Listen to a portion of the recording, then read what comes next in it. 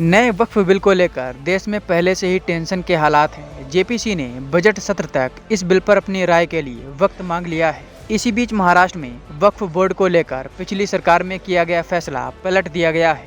वक्फ board को 10 करोड़ रुपए देने का आदेश वापस ले लिया गया है। दरअसल महाराष्ट्र सरकार ने वक्फ बोर्ड को मजबूत बनाने की दिशा में 10 करोड़ रुपए वितरित करने का आदेश दिया था, मगर नई सरकार के गठन से पहले ही इस आदेश को वापस ले लिया गया है। महाराष्ट्र की मुख्य सचिव सुजाता सौनिक ने यह जानकारी दी है। उन्होंने कहा कि यह फैसला एक सरकारी प्रस्ताव जारी होने के एक दिन बाद लिया गया।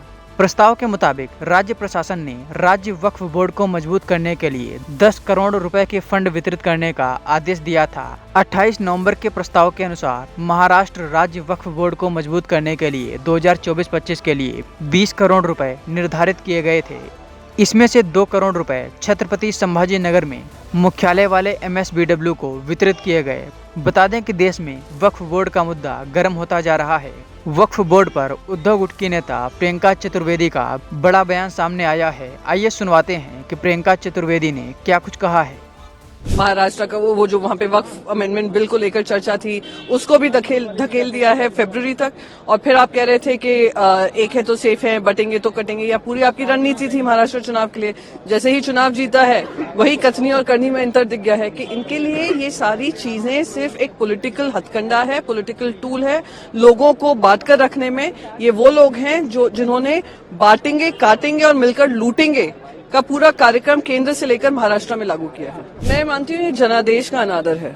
आपको जनादेश मिला, 21 तारीख को मिला, बहुमत मिला, जनता ने आप पे विश्वास जताते हुए आपको वोट दिया। वोट थ्रू बैलेट था या वोट थ्रू मैनिपुलेशन था, वो हम डिस्कशन चल रहा है, पर यहाँ पे जनादेश दिखता हुआ मिला है।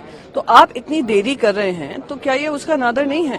जो आपने वादा किया है, क्या उनकी वादा खिलाफी नहीं है? कि अगर आप आपस में मिलकर ये निर्णय नहीं ले पा रहे हैं मुख्यमंत्री कौन बनेगा, तो आप बाकी सारे निर्णय कैसे लेंगे? अगर आपस में तालमेल नहीं है तो दिखाता है कि ये लोग सत्ता के लिए आए हैं, ना कि जनता की सेवा करने। मैं बार बार यही दोहरा रही हूँ। जैसे ही हम खड़े होकर कहते हैं अडानी, हमारे चेयरमैन सुनते हैं एडजर्न, जैसे ही अडानी जी का नाम आता है वैसे एडजर्नमेंट हो जाता है।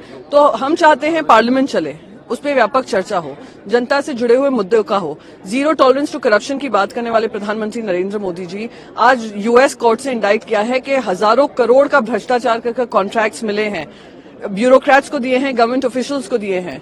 तो ये जीरो टॉलरेंस टू करप्शन से लेकर 100% टॉलरेंस टू करप्शन की जो उन्होंने मैं मानती हूँ मंजिल पाई है, उसका कारण क्या है और उस पर चर्चा क्यों नहीं हो सकती?